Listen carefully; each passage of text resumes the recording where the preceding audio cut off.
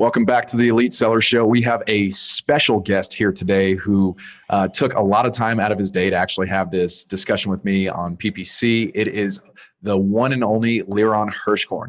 Now, if you guys aren't familiar with Liran Hirschkorn, you might want to take your head from under the rock. I'm telling you, this guy is just all over the place. He's been in the Amazon game for roughly 7 years now.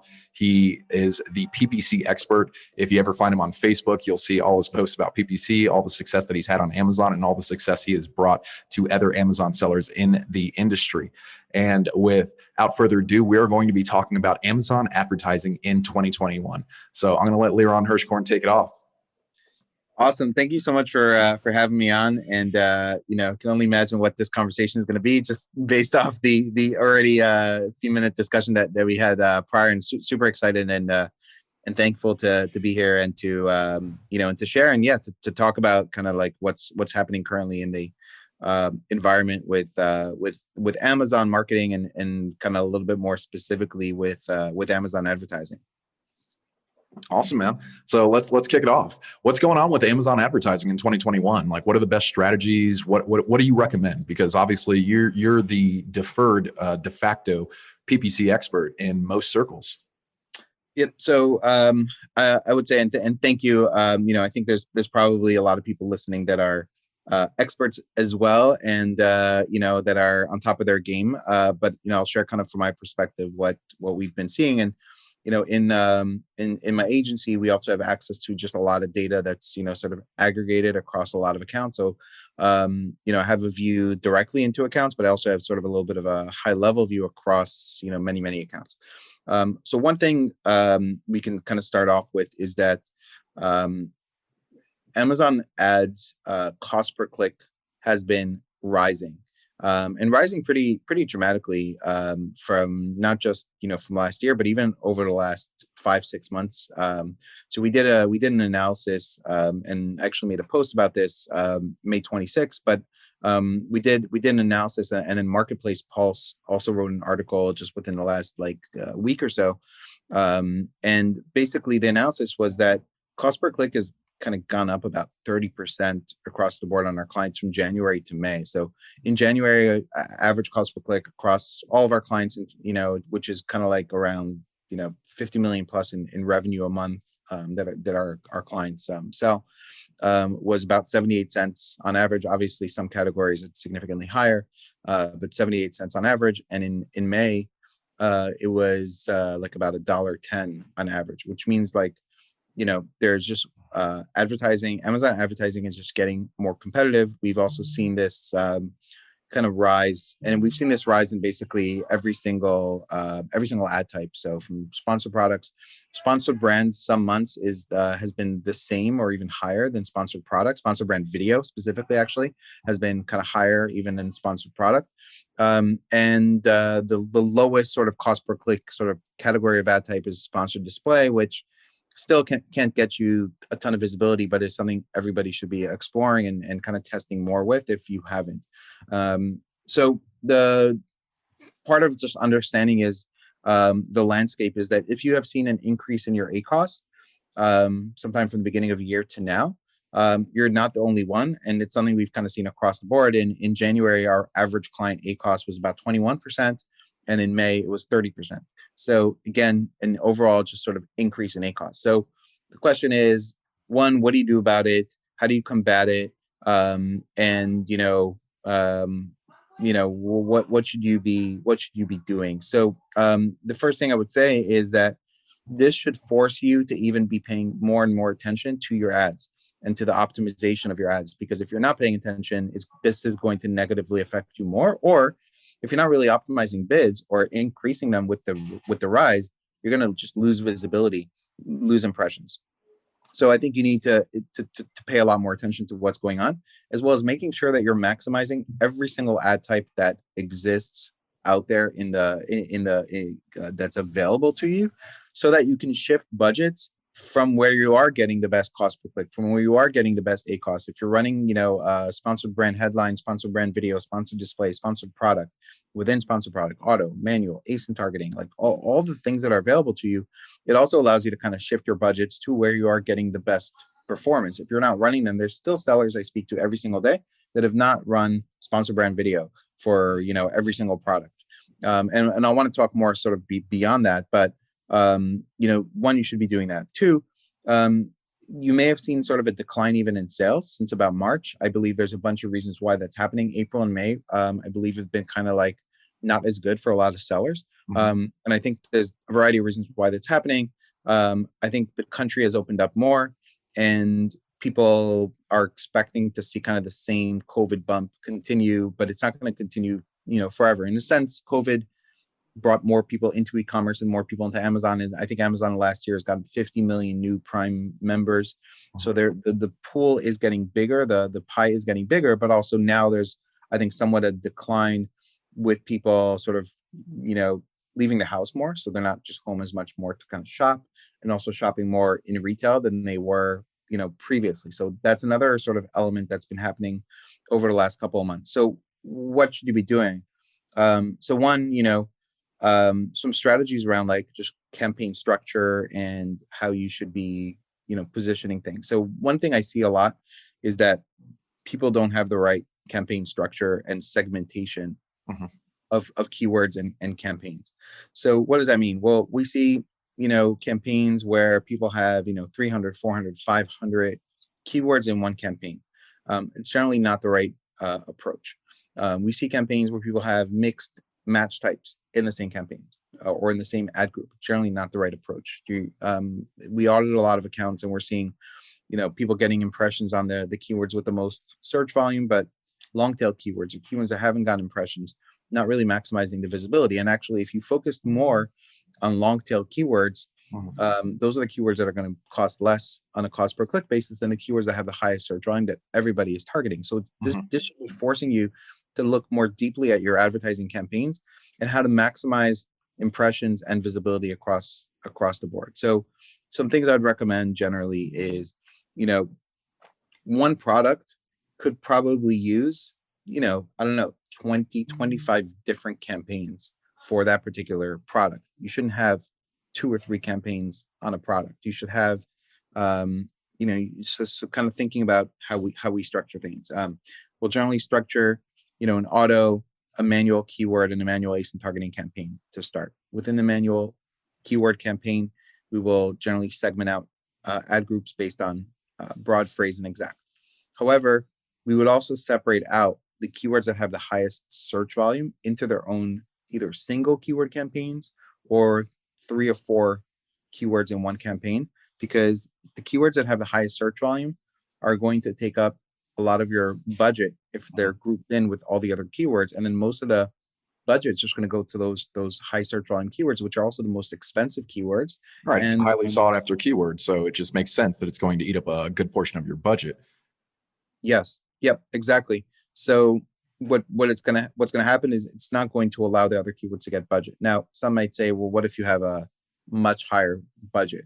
Let's say, yes, those keywords are spending, but I make my budget 5,000 a day, and my daily budget doesn't spend that. Shouldn't the spend then go to those other keywords? And the answer is that there seems to be something also within the Amazon algorithm that once you have sort of beyond a certain amount of keywords per, ad group or campaign, they just don't get impressions. And I've seen sort of the proof of this when, I have, 100 or 200 keywords in a campaign, and I might start that way, other than isolating the top keywords into their own campaign or the top most relevant keywords into their own campaign. I start to see that, okay, 50 keywords have gotten impressions here, but there's another 150 that haven't gotten impressions. I will, or spend, I will take those 50 and I'll now isolate them into their own separate campaign. Now suddenly I see that it's getting spend and it's getting sales. And so I've seen the proof where even if you have an unlimited budget, just having too many keywords in one campaign leads to not getting the maximum visibility. And so part of kind of what I do when I manage is I continue to isolate. I might start out with the top 5 highest search volume keywords in a similar match type in a campaign together. And as I see the spend shift and the results, I might then take each one and isolate it into its own campaign. I then look at my campaigns and consistently look for all the terms that have not gotten impressions, not just in a recent period, but forever historically. Because part of what we do too is we manage bids, and when a keyword is not doing well, or when a keyword has a high A cost, we will lower the bid. So it's very possible that in the future it stops getting impressions, but that's okay because it wasn't performing where I wanted it to. So I need to look also on a long-term basis across all my keywords in a lifetime of a campaign, not just in a 7-day period or a 30-day period, but in a lifetime, especially if you're using software to optimize bids. I need to look and see what has never actually gotten visibility since I launched this campaign.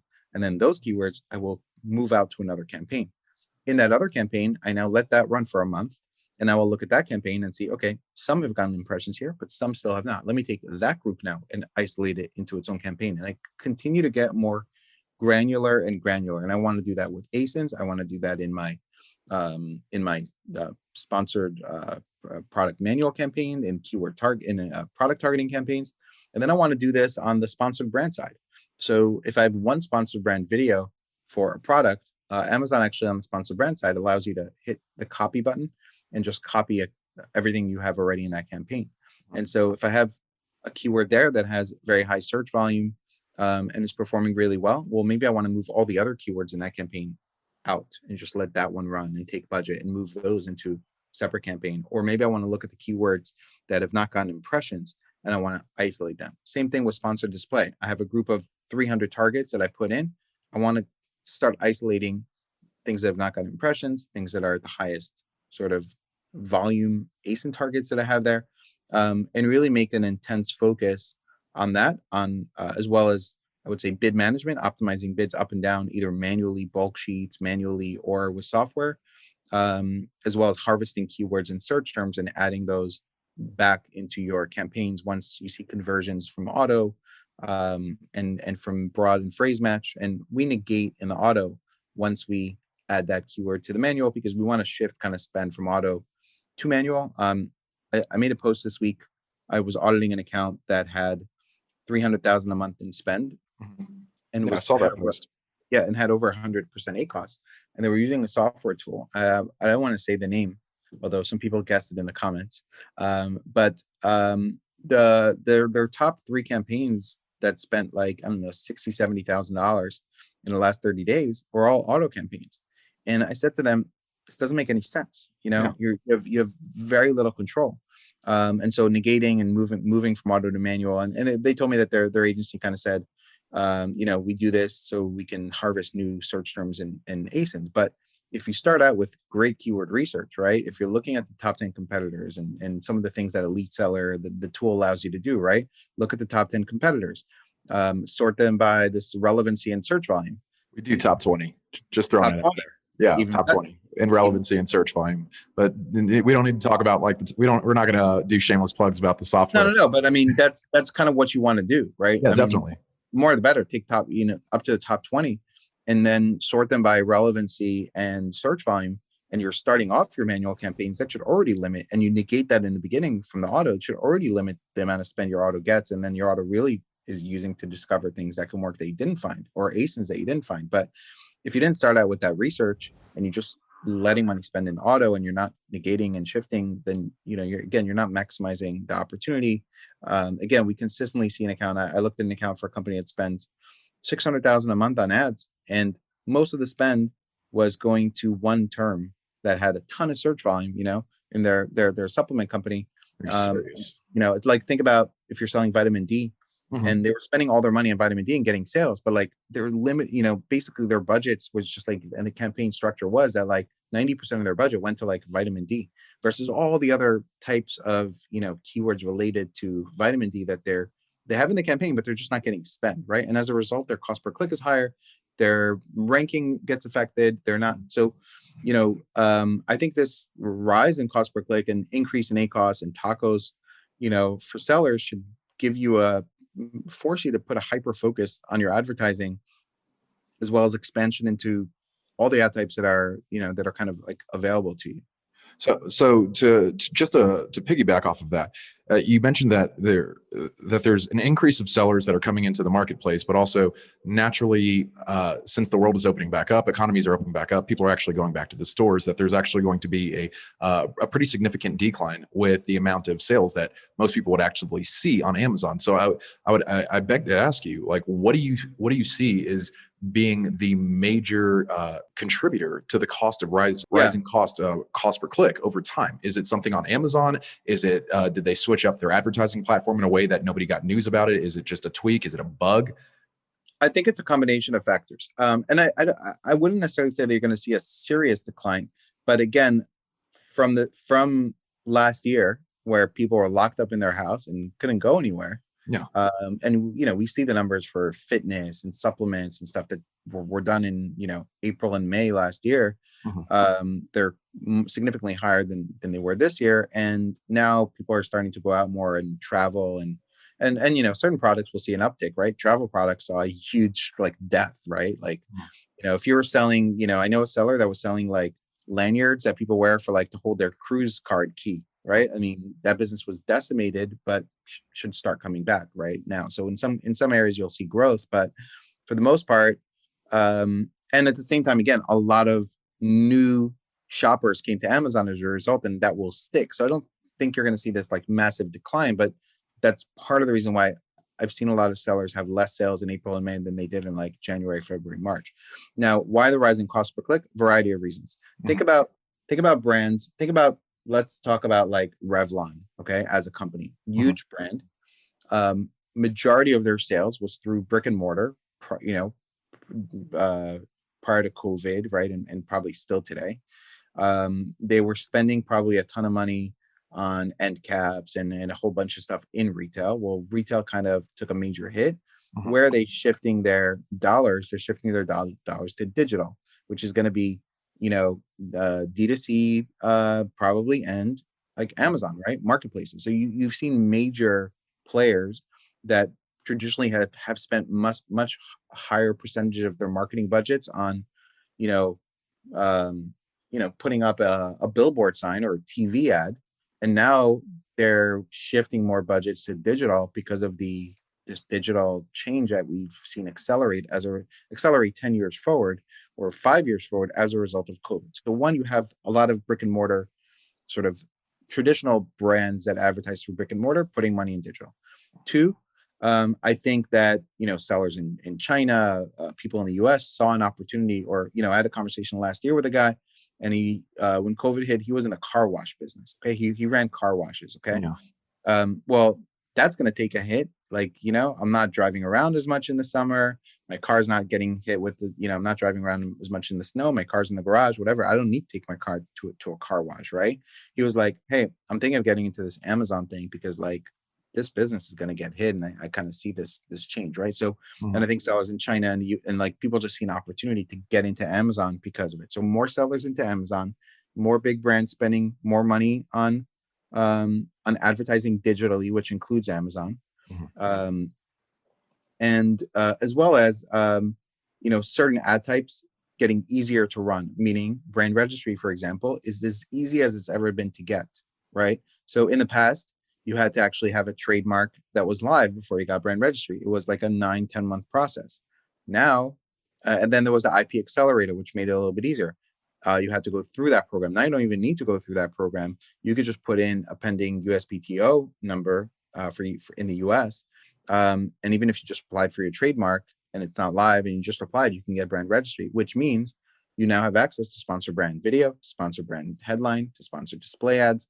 So more people are just getting easier access also to ad types that were previously a little bit more friction to get access to those ad types. And this combination of COVID, new sellers, big brands, and easier access to ad types, as well as less organic placements on page one on Amazon, right?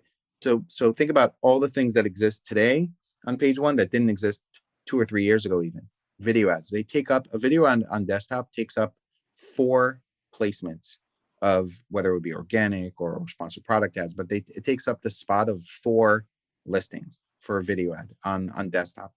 You have that's a huge amount of real estate. huge amount of real estate, right? Taken. That used to be maybe organic. That's now video.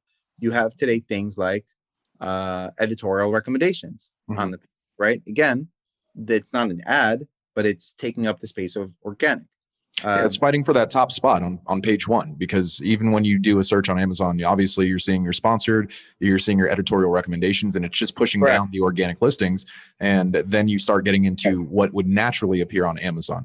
What I would actually have to ask you is, with this rising cost per click, would you say, since the seasonality of products have changed with COVID, are you seeing that the rising cost per click is actually only category specific, or is it just across the board?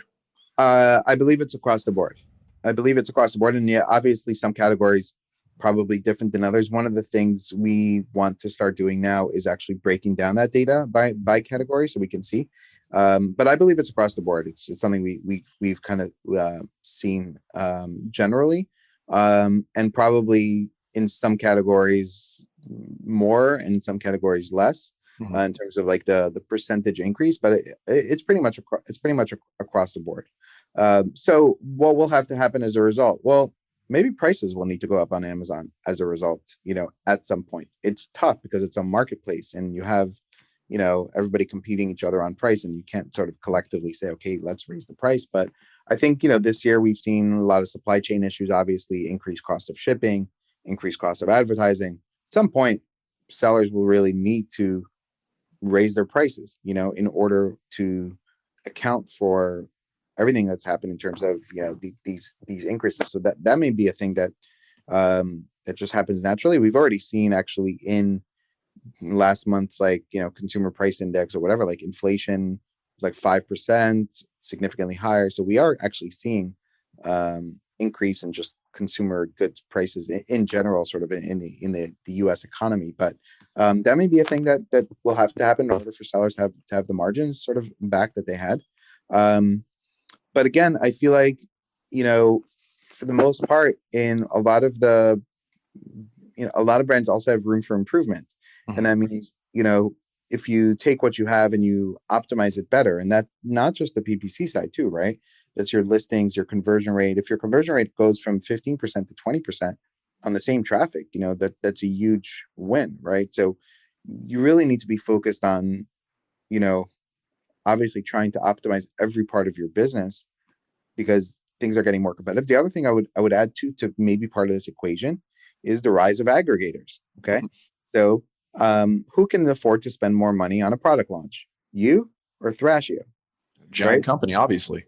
Yeah. So what's happened in the marketplace too in the last year and a half is 100 companies that have raised $5 or $6 billion that's coming into Amazon.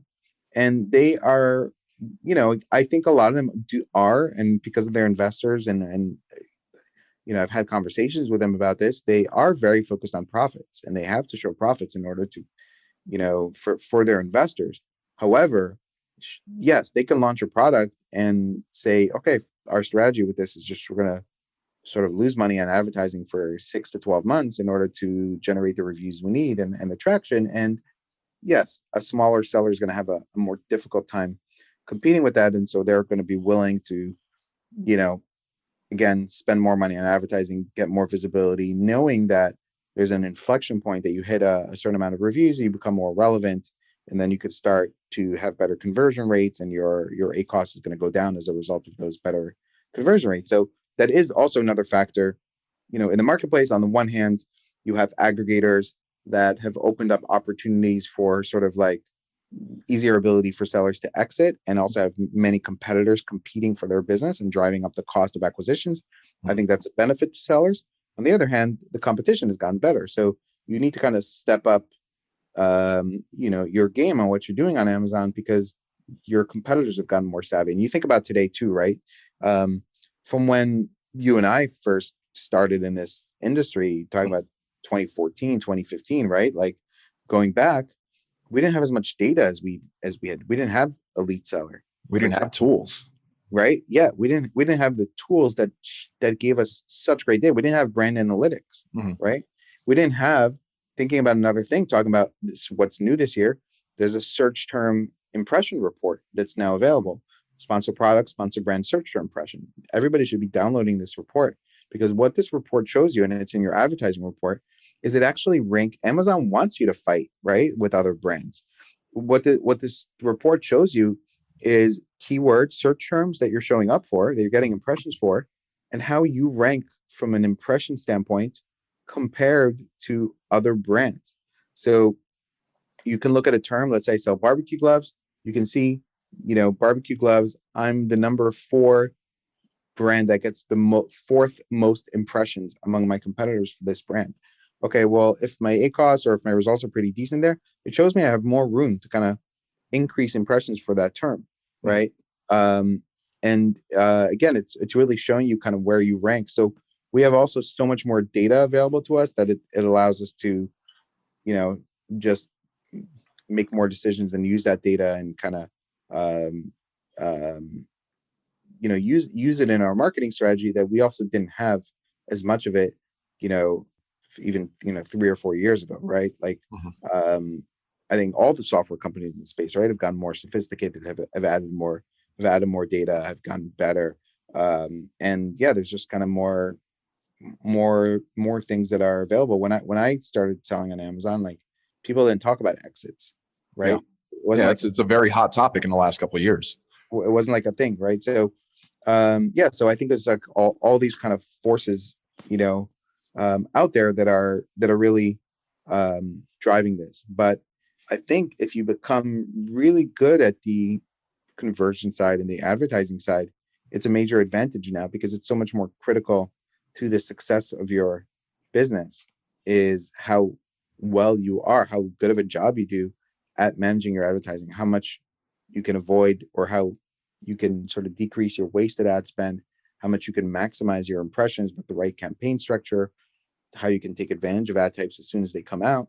If you're big enough and it makes sense, leveraging DSP, sort of another opportunity. I don't tend to push DSP as something for everybody, but I would say if you are, if you're at 3 million at least, or maybe 5 million a year in sales, it's something you should look at. There's a lot of opportunities there. At the same time, some more of those DSP aspects are coming to sponsored display, and I recommend people test out these things. So one thing in sponsored display is if you're a brand that has consumables, you might have something there. Not everybody has it that allows you to target past purchasers, which is good because and it eliminates subscribe and save audiences, but anyone who has bought your product in the past, except for the last 30 days, it would target them. There's could be some cannibalization of organic sales. There are people who might buy anyway and are non-subscribe and save, but so super low ACOS there. In DSP, you could do this on a greater scale with more custom creatives and more specific targeting. You can negate people who you can target people only who didn't buy for the last 60 days or 90 days. Like you have a lot more control, but you have some of this in sponsored display. You might have this. You now have audience targeting in sponsored display, which is more of a top of funnel approach. So if I have a baby product, I can target new parents, for example. So beyond keywords, beyond ASINs, I can target Amazon audiences, and that's coming to sponsored display. Again, if you're bigger, you might want to leverage DSP for some of this, but realizing that DSP is a combination of like immediate sales as well as sort of longer term brand building. We have a client that we run a Amazon Fire TV ad through DSP, which is pretty cool, and you can actually target people who are watching Hulu, and are buying sports and outdoors products on Amazon. Only they would see that ad, right? It's pretty cool. But That's again, a very unique way to advertise, especially to get it in front of them while they're just vegetating on their couch or just consuming any kind of television.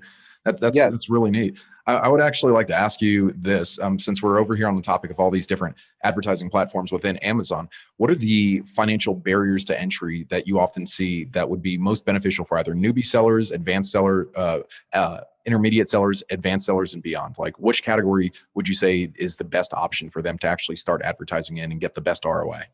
I mean, look, the most competitive categories are going to be supplements, are going to be health and beauty. Beauty products are extremely competitive. I would say that I do believe you need more money today than you needed in the past to, have success on Amazon. I would say if you are newer, you should really focus on a very niche type of product that doesn't have as many competitors. Mhm. And at the same time, that doesn't necessarily have maybe the same upside potential, but Mhm. you have a better chance to succeed in, even if you get that product to do 5,000 a month in sales, right? Or 7,000 a month in sales, to start generating some profit for you that you can, then use to launch other products. Mhm. Um, I would say, as far as budgets that you need, if you're going to go launch in very competitive spaces, you do need to think about, here's kind of how I think. I think that you can't think about profitability when you're launching on Amazon. You need to think about a few things. How, and depending on really on the category and the product, but like, how can I get to X reviews in the fastest amount of time? Or how can I get to 500 reviews on this product in the fastest amount of time? How can I get to 100 reviews on this product in the fastest amount of time? And it sort of should be your singular focus on a product Yeah, uh, those benchmarks. early on, Mhm. because and not really think about the profitability. It's like, how much do I need to spend on ads in order to get to this reviews? How much do I need to spend maybe on launches in Mhm. order to rank for some starting maybe long tail keywords that you can compete for? How aggressive do I need to be on my price so I can convert? Don't think about like, okay, where do I need to be on price in the beginning in order to generate X margin? Mhm. Um, I think ultimately you need to be there and be able to get that price. But in the beginning, it's where do I need to price so I get X conversion rate, right?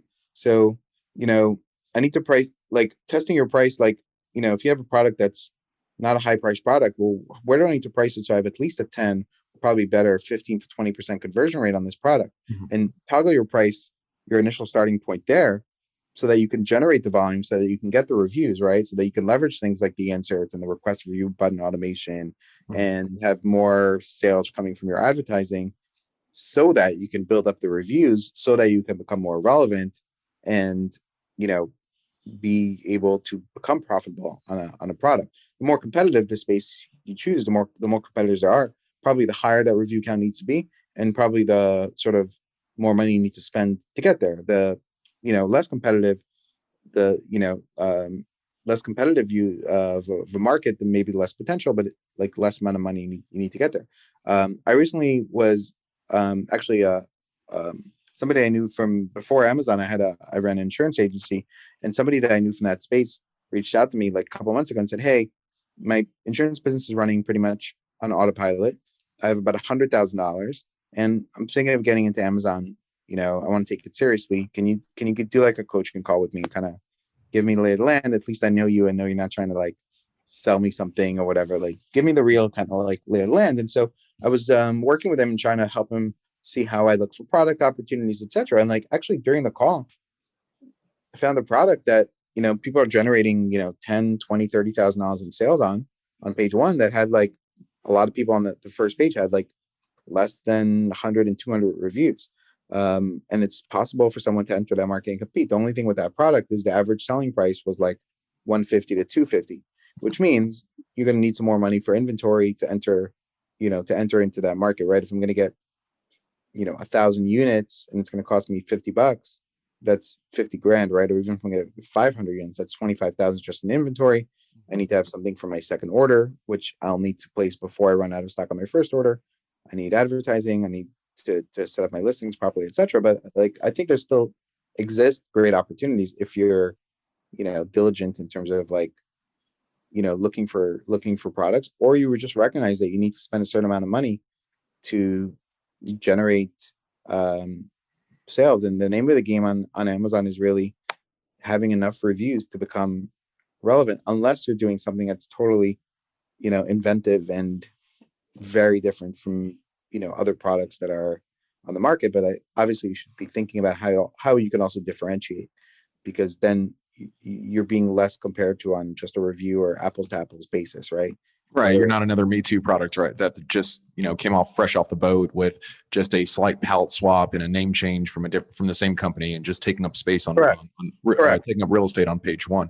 What I think is, But by the way, it's still possible to do that. It mhm. just will require more money than if you differentiate something and do it in a way that people really like, and they're not just comparing, or you offer more value, and they're not just comparing, two supplements and they're exactly the same, right? Or just two products that are exactly the same, and it's really a price and review kind of thing. You Mhm. can still bully your way into any market with enough money.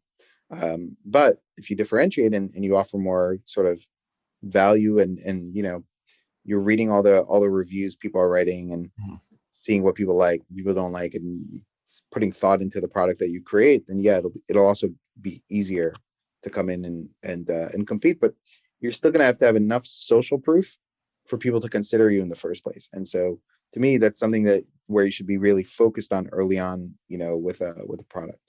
Is building up the social proof. And obviously, I imagine that social proof and new advertising opportunities on Amazon and off Amazon are going to tie into your general success on Amazon long term. So, speaking of that, I do want to talk to you about the new advertising opportunities that are on Amazon that we definitely have on our list of questions. Yeah. But what do you, in your personal opinion, what do you find the most beneficial, advertising on Amazon or bring traffic off of Amazon to Amazon? Yeah. I would say your conversion rates are going to be better on traffic internally. Mhm. Um, and I would say that in general, my expertise tends to be more with on Amazon traffic. So maybe I have a bias there. But I will say that I've seen, and we're kind of starting to test with some clients driving Google ads into Amazon, Mhm. and outside traffic. Mhm. But I think that's more helpful in terms of ranking and pushing the organic side and showing those signals to Amazon, um, as opposed to like ROAS focused, ACOS focused, which I think you're just going to have a higher buying intent when the person is already on the site. So I think you should focus on external once you've dialed in your internal traffic. Okay. Meaning, I wouldn't think that somebody would be recommending you to say, hey, you know what? Hold off on Amazon ads and run Google first, or hold off on Amazon and run Facebook. I think you would do it in combination. I think at launch, Mhm. certainly sending signals that you're bringing traffic outside of Amazon into Amazon is Mhm. going to be a helpful signal to show the algorithm like that the algorithm favors, right, traffic from outside Amazon. If I'm an engineer at Amazon, I'm going to program something that says, hey, if somebody brings us people that aren't even on the site right now into Amazon, that's more valuable, right? They're going to like more valuable than somebody that's already on the site, right? Yeah, because Because Amazon's actively very well known. It's a household name. It's been around for such a long time. It's no longer just a bookstore like it was in the golden days. But to bring somebody else from another platform over to Amazon and have them target specifically your product and your keyword is going to be beneficial to you in the long run. And I would correct. imagine that continuing to do that, that should be beneficial not only towards your product but also towards your campaigns. Yeah, I mean, I think it would be. I don't know that that's going to help your advertising campaigns on Amazon, but Mhm. I believe it will help. I mean, it can help obviously your sales, and it should impact your organic ranking, which is something you really need to think about. One problem I see often is that you can have two sellers with the same ACOS. However, they're one is in a much worse off position than the other because one seller with a 50% ACOS has 30% of their sales coming from ads, and then therefore has a profitable business, and another seller with a 50% ACOS has 60% of their sales coming from ads, and then they have a much harder time having a profitable business. And so focusing on the organic side obviously is very important. I think the outside traffic is something that can help you impact that organic traffic and visibility that you're getting. I would say on average, I see kind of like sellers being somewhere in terms of organic, in terms of what a good number is. I would say 60% plus organic, or at least 55% plus organic, 45 or less, or 40 or less ad sales Mhm. is kind of where you should be. And if you're on the opposite end of that, then you're in a tough position, especially with the rise in cost per click, right? So it's another sort of thing to mitigate that is you should really be focused on having 60% plus of your sales coming organically. And there's some brands we work with that 80% of their sales are coming organically, especially on consumables where they have subscribe and save, etc. Mhm. And so they can also afford that higher ACOS because it's also not because their tacos is sort of overall lower, right? So it's sort of not impacting them as much because they're not relying on ads as much as part of the overall their overall sales. And so focusing on your conversion rates, focusing on organic ranking, whatever you need to do there, right? I mean, one thing we're doing for our clients too, a lot less recently, is using the manage experiments feature within Amazon. So if you have brand registry within your brand dashboard, there's something called manage experiments. A lot of sellers are not using this, but we've seen amazing results doing A/B testing on titles, especially now we're kind of moving on to images, but you could do A/B testing on titles, main image, and on A+ content.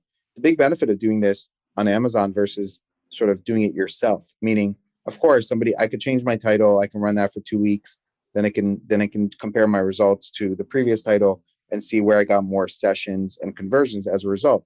Mhm. But when you do it within Amazon, Amazon actually takes in real time the audience that's coming and split tests it 50-50 Yeah. between the old title and the new title. And you can get this, and you get a lot of data in there. And we see like vast differences in results between one to another, where it's very clear on what the winner is. And then we take that winner and then we A/B test it again Yeah. between. And it's just constantly optimizing it and getting that almost perfect listing so that when you actually do have your ad campaigns going after going for your own product, you're getting a higher conversion rate. Yes, yeah, exactly, right. So like again, the rising cost per click should also force you to focus more on organic, your conversion rate. The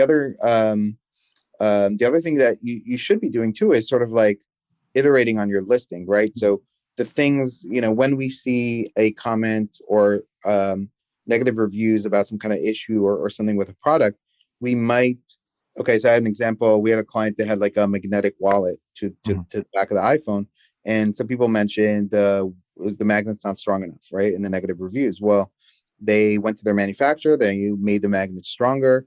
And now we're adding images that say, upgraded, stronger magnet for 2021, right? Type of thing. So we're iterating the product and we're iterating the images and the A+ content and the things that we do based on the customer reviews and the feedback that you're getting. And when you look at your returns on why people return and what their voice of the customer and what the comments are, you Mhm. should also be sort of iterating on your, listing as a result of what's happening. And your listing shouldn't be a one and done, kind of a thing either. So again, it's that focus on optimization in all areas of your business um, that you might be forced to do as a result of like things that are shifting and changing. But if you proactively do it and get ahead of that, then you're going to be ahead of people that haven't still implemented video ads, for example, right? If you Yeah. implemented video ads when it came out, you had an amazing cost per click. And this is one of our best performing, talking about new ad types that have come out in the last year. And now actually what's happening now is now Amazon allows you to target products, ASINs with your video ads. And we've just started in the last couple of weeks to see videos showing up on product detail pages. Okay, so I'd highly recommend you go in and sort of add these ASINs now, add ASIN targeting to your video campaigns, set up separate campaigns for ASIN targeting, because you're going to see more and more now in the bottom section of sponsored brands where they show up on detail pages. In the middle one there, recently we've seen show a video there actually, and I think if you're not if you're not doing that, you should really be running video ads. You should be targeting ASINs. That's something that's going to be the next thing, is Mhm. really video ads on product detail pages. And I think it's something that you should really be focused on. And you shouldn't need crazy budgets to create these videos. We've done slideshow videos from images of a product in a software we use like Biteable to do that. It's a software that allows you to just take images, add music, and create a video. We also use something called storyblocks.com. Storyblocks allows us to create a video that's a little bit more interactive. So we actually are taking like video stock footage along with images of the product to make it a little bit more interactive. So if I have a pet supplement, I have an image of the pet supplement and I have a dog, generic dog, right? Like stock footage of the dog running down happy, right? Creates a little bit more interactive video that again costs, for us, we charge like $200 to create that video, right? You can have any VA that has some skills created for you, and it takes, in a few hours, you can create this video that you Mhm. don't need to actually shoot and produce, and you don't need to spend $1,000, $2,000 on video to create it for every single one of your products. I see the future of Amazon posts having video and more content there, right? Again, so one of those other additional things that you should be doing and thinking about. And what we do with Amazon posts is we try not to just feature a product because you want to get followers. So another thing that's coming is the Mhm. ability to have followers in your storefront and on posts, and the ability to send launch communication about new product launches to those followers. It's already on Vendor, and I believe it's coming to Seller Central.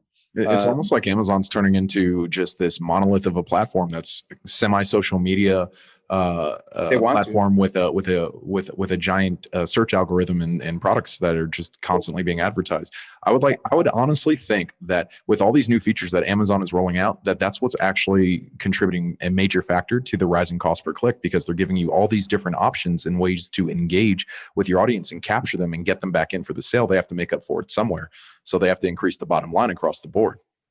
Yeah, and look, Amazon wants to compete with Google and Facebook, Mhm. who are the top sort of players in the digital advertising realm. And Amazon used to be 7% of all advertising spent online used to go to Amazon. It's now 10%. Mhm. So Amazon, sees a massive opportunity in growing this ad business.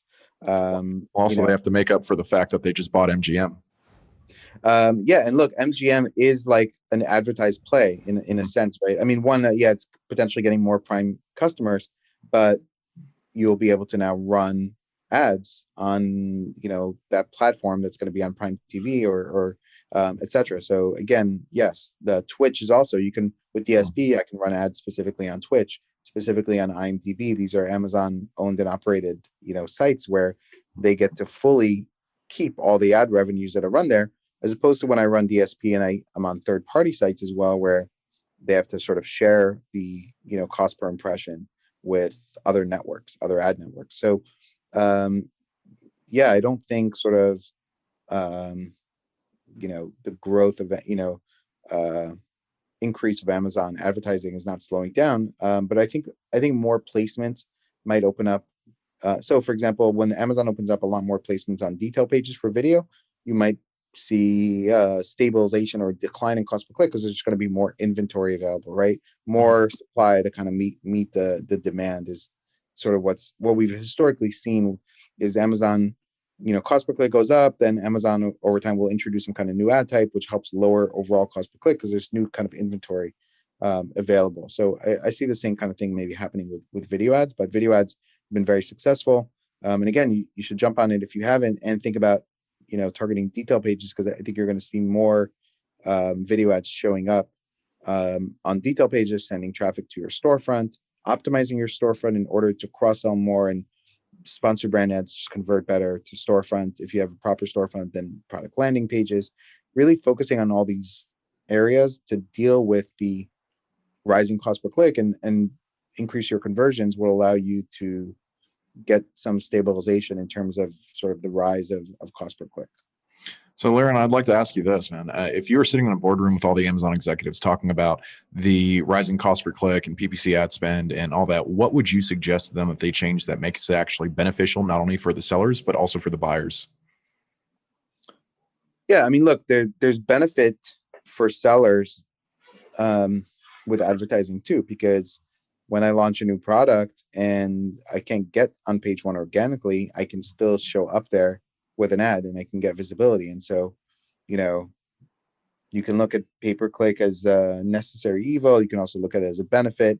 Mhm. Um, you know, in terms of um, like suggestions to to Amazon that's beneficial for buyers and sellers. I mean, I think today the way the algorithm is Amazon still shows you very relevant products in the search results for advertising. I think the minute that there is a loss of relevancy, and I can show up with a garlic press for somebody searching for a barbecue glove in an ad, then that becomes not beneficial for the buyer and creates a bad buying experience, and is not beneficial. But I think Amazon's strategy is, great for Amazon in the sense of, yeah, of course, there's kind of less organic positions, which forces more people to spend on Amazon advertising. And so, you know, from Amazon side, they're doing a great job in increasing their ad revenues and growing their business. If I'm a shareholder, I'm thrilled, right? If I'm a seller, yeah, of course, like in 2015, I didn't have to have these ad budgets, and it is, you know, um, putting a factor on pricing and margins, et cetera. I think at some point, if it does get sort of cost prohibitive to do business on Amazon, then you will see a rise in pricing, which Amazon will not like, and then maybe at that point they balance out more organic if they have to, in order to make sure sellers can have this 60%, 70% sales organically, and 30.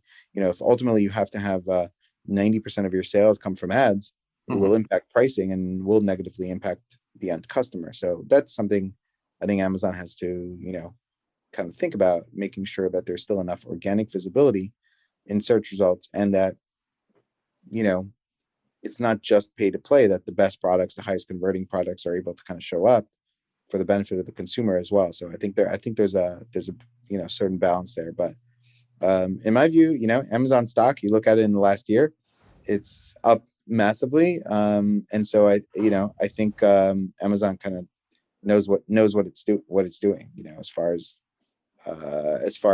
maximizing revenue and getting shoppers to, you know, rely on the platform. I mean, they're essentially a monopoly in terms of e-commerce sites, and so they've done a massively great job, I think.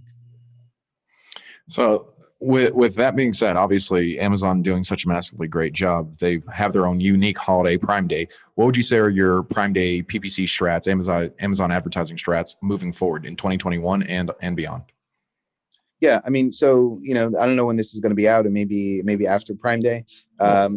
But talking about sort of future and what we see, and just in general what we've done on Prime Day.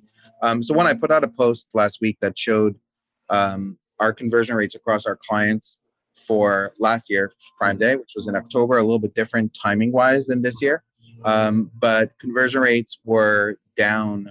The week before Prime Day, conversion rates went down because I think you have kind of more people browsing on the site, looking at what might be on a deal and what they might want to buy in Prime Day, and adding stuff to cart, etc. And then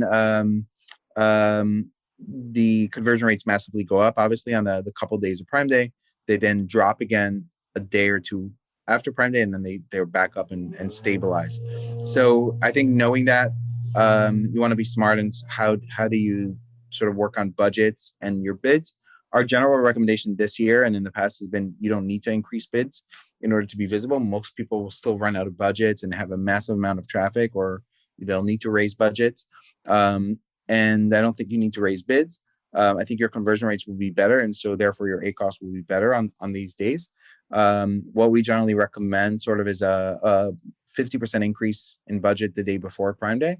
So if your budget today is $100 a day on a campaign, raise it to $150 the day before. Again, there's more traffic, especially if you're running deals, because people are going to be coming, adding to cart, and checking if you have a coupon or a deal on Prime Day. And then 100% of the original amount on the 2 days of Prime Day. So again, if I had $100, I would go 100, 150, $200 budget on the days of Prime Day, and then the day after back to 100. So we're kind of generally just recommending increasing budgets to deal with the increased amount of traffic that is on the site around Prime Day. Obviously there's other things you could do, like there's big brands that actually optimize their storefront that will, a week before Prime Day, will have like a coming soon on their banner, and like showing all their Prime Day deals that are coming soon on their homepage, and shift some things for it. But generally, we're more sort of managing the increased traffic that's coming. And again, we don't believe that you need to increase bids in order to show up. Amazon will send emails out and make those recommendations.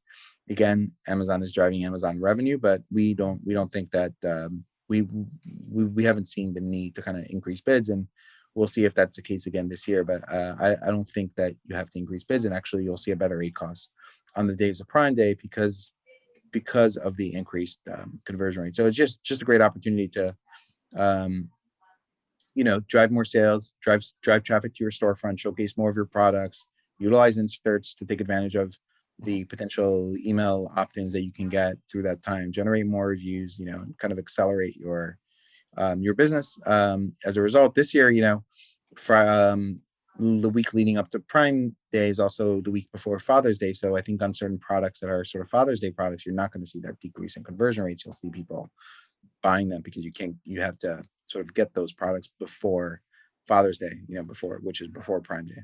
Would you say that keeping your budget, increasing your budget up to Prime Day, leading into Father's Day, would be a good strategy overall? Moving in if your products are consistent with that niche.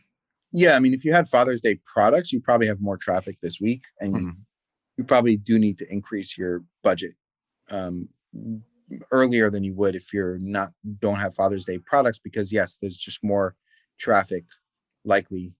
So it's likely your campaigns could be running out of budgets, and if they are, it would increase budgets for Father's Day products. Also, I mean, the other thing to evaluate, obviously, in all of this and any strategy you put in place for advertising and for Prime Day and for Black Friday and Cyber Monday, kind of a similar thing, is do you have the inventory that it makes sense for you to raise your budgets, or do you want to maximize profitability, or kind of like what is the focus? I was kind of talking, assuming you have enough inventory, you would want to raise your budgets, but certainly that has to be a factor, especially this year when people have been just having more, inventory issues. So I'd say on our final talking point, let's talk about Amazon mindset. Obviously, you've been in the game for such a long time, and you've had your fair share of ups and downs, and so have I in this industry. And what would you say is the best way to go about being an entrepreneur in 2021, and then also establishing your business and growing not only yourself but your business overall? Yeah. So I think. And yeah, I would say I started selling on Amazon in December 2014. So it's now, 6-7 years, which I guess in the Amazon world is 50 years, maybe in another industry. Traditionally, it's sort of not such a long period of time, but this industry changes so much and has evolved so much that it is a good amount of time. I would say that, you are kind of your business, right? That, you are the engine that is driving the business. So the better you are, the better your business will be, which, to me, I think having, especially as an entrepreneur, as a business owner, if there's one thing that's guaranteed is you're going to face problems and challenges. And in fact, solving problems is kind of what you do as an entrepreneur. Developing a product is to solve a problem, right? Everything you're doing is to kind of deal with problems. And so the better you are sort of recognizing that this comes with the job, right? Challenges come with the job. The challenges are there to push you to grow. And you should kind of embrace the challenges. And you need to kind of understand, the challenges are there to push me to the next level. I know brands that have gone suspended on Amazon as a result, went to Shopify and retail and now have a massive Shopify business because a problem pushed them to say, hey, we need to focus also on other channels so that we don't deal with this problem again. And had they not had that challenge in the first place, they would still be relying just on Amazon today and would have less control in their business, right? So, I think you just need to have this, I follow Jesse Itzler, who is one of the owners of Atlanta Hawks and a very successful entrepreneur, and married to Sarah Blakely, who is the founder of Spanx. And Jesse Itzler's kind of line is, and when people ask him, how are you so successful in business? Because he kind of says, I'm just average. I got a 900 on the SATs, I'm not that smart. I'm just average. And but you've had such above average results in your career when people ask him that, he said, I stayed in the game long enough to get lucky. You try one thing, you try one thing, it fails. You try another thing, he said the first time, he had a company called Marquis Jet. And they initially went into they had this idea. So the story is that he ended up through business somehow. He was he actually ended up recording a song that got played for the New York Knicks, played a song called Go New York Go, that they still play today. He actually was the one who put it together, and he ended up on kind of a private jet. And with his friend, he was like, wow, people live like this, people travel on private jets. And he learned about this concept of partial ownership, right? That you could pay $25,000 a year and kind of use that towards private flights, and he was like, wow, that's a really cool concept, let's develop. There's only one thing, they didn't have any planes. And so they went to NetJets, and it was a company, Warren Buffett's company, and they went to see if like, okay, they could sort of lease or utilize their jets in sort of this business, and they got kicked out of the meeting, and a few years later they ended up selling their company to NetJets, right? And so like they didn't stop, they didn't say no. They didn't give up on your dream. They didn't give up on dream. He talks about like, okay, we need to get to some like really like rich people, like how are we going to get them there? So they flew out and they said, okay, we're going to go to this, it was just starting out, this thing called TED Talks, right? Where all these like very, the tickets are very expensive to kind of go, and it's a high price, and they're going to get in, but like they try to like sneak into the conference and like meet all these really successful people. And they realized when they got there, there was like 2 levels of like badges and the security they had to go through to get in. So they set up shop, and like they realized in the breaks of the talks, everybody went across the street to this coffee store. So they went to the coffee store in the morning before, and they bought out all the muffins, okay, that were available. Okay. So somebody went and said, so they're sitting at a table literally with all the muffins that they bought. They bought out the muffins, and this guy goes up and says, hey, I'd like to have a coffee and a muffin. And they're like, sorry, we're out of muffin. They're like, hey, sir, you know what? Sit with me here. I'll give you, you can have a muffin. I have one. And they got their credentials. I remember hearing about this on Tom Bilyeu's podcast like a long time ago. So yes, this is actually a perfect story about finding a solution to a problem that you have by being adaptive and being persistent. Yes. And that guy that he sat with there became one of his first clients at Marquis Jets, and a guy who referred him and opened up sort of all these other people that he knew in his network that became clients and built up this company, because he was persistent enough to say, I'm going to go there and I'm going to meet these people, and I don't know how I'm going to do it. When I got there, I have this challenge with the badges. I'm going to set up stuff innovative, and an attitude of just not willing to give up. And that is the kind of mindset you need to have. I mean, selling on Amazon is a blessing and a curse, right? You have this massive traffic opportunity and massive opportunity to sell and then create a business and exit the business. But it's a headache, and it's a grind, and it's a challenge, and you have to deal with a lot of like your product getting taken down. And if you don't have the mindset that like, I'm going to have to deal with like that, like, yes, the challenges are going to be there, but I'm going to push through because that's what entrepreneurs do, then you're not going to make it. And the tactics and everything else to me is secondary. You need to know all that stuff. But if you give up the first time you have a failed product, or the first time Amazon suspends you, then you're doomed to fail. Yeah.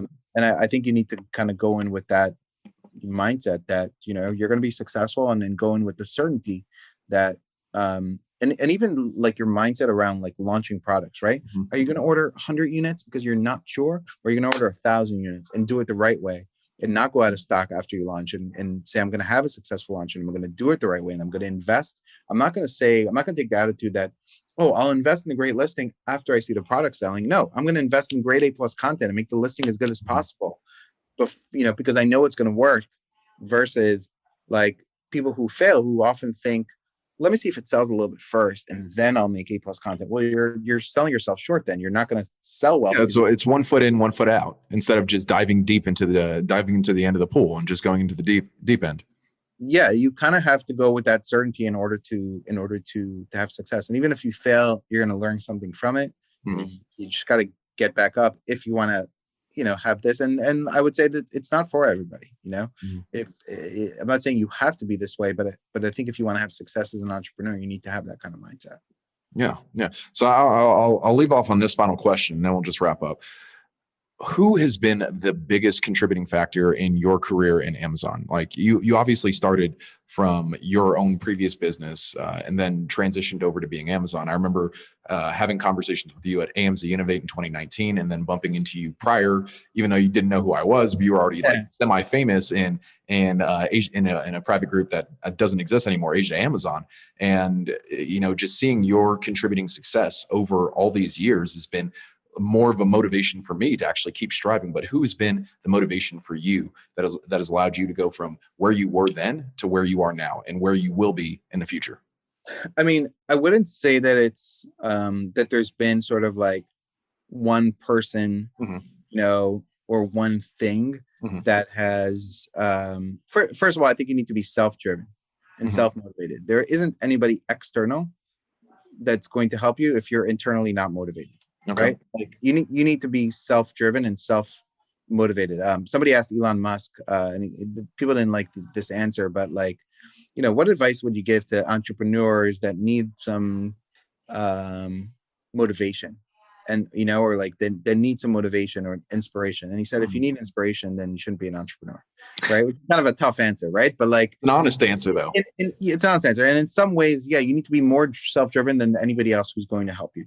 But you also do need to build relationships. I mean, I would say that the biggest thing that has helped me is relationships, is these Facebook groups where you can go ask questions, is going to events and meeting sellers face to face, is going to conferences, is paying for high-level masterminds, is buying courses.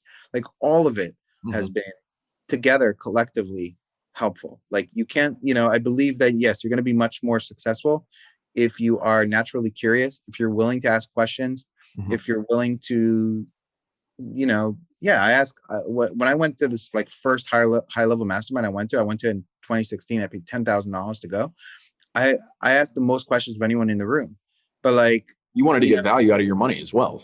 I want to get value, and like I don't feel like there's a stupid or bad question, right? Like you should be curious, you should ask as much questions, and you should try to learn as much as you can and show other people value, and then they're going to show you value in return. So if you go watch like an amazing YouTube video, or if you listen to this podcast and you go share it with somebody, then next time they listen to something, they'll share it with you, right? And you kind of build these relationships. And I would say the biggest thing is really like the networking that happens online, and then a lot the networking that happens offline.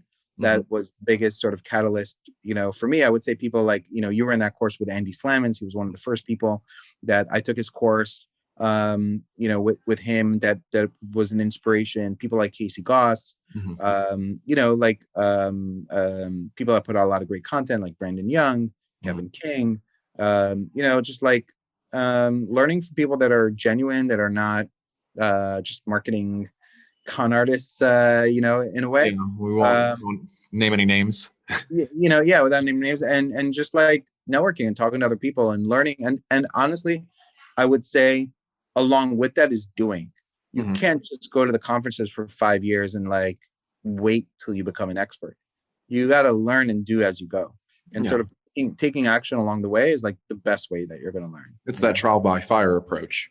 You're cutting your teeth, and you're also learning and networking at the same time. So collectively, you'll make it across the finish line, or you have a higher chance of success by taking the experiences that you have and the people that you've met along the way, and using that knowledge to leverage yourself in that proper direction. Yeah, absolutely. And I think people take different approaches. There's sort of this like ready, aim, fire approach, which is a lot of prep, being very precise. And there's the ready, fire, aim, launch 5 products and see what happens, right? Or kind of like take more action. And to personally, for me, that I'm more of the ready, fire, aim type. And that's kind of been how I learned by making mistakes. I had a patent. I have a patent. I took somebody down. They sued me. Like, I mean, I've just had stuff that I haven't sort of even publicly really kind of spoken about, but I just learned a lot of lessons along the way in this space because I've taken action.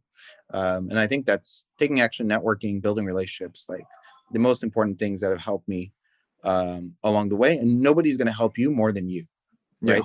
You need to be your biggest personal advocate. If you're the type of like, I can't do this, blah blah blah, like mindset, you're doomed to fail. And if you're the type, I think you can be a brilliant person with a bad mindset is not going to do as well as an average person who hustles and will never give up. And I think most actually very, very successful people, they were like B and C and D students in school, right? They weren't the A+ students, but they had a certain attitude and a certain mindset that drove them towards something. So I think it's kind of, for entrepreneurship, it's what it takes.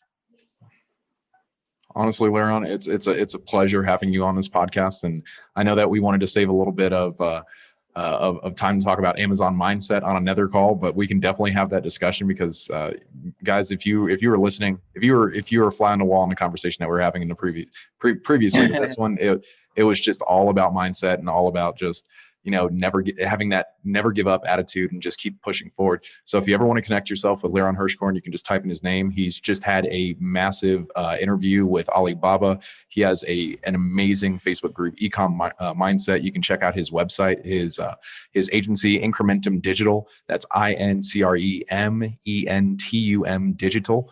Right there, you can find him on Instagram at Liran Hirschkorn and on LinkedIn at Liran Hirschkorn. And again, this podcast episode has been brought to you by Elite Seller. If you want to hop on and try Elite Seller, you can check out one of our plans. Start a 14-day free trial. Use the code JOSH15, and you just apply that right there, and you'll get 15% off for life. Liran Hirschkorn, it was a pleasure having you on this call, man. Thank you. Same here. Thank you so much. No problem, man.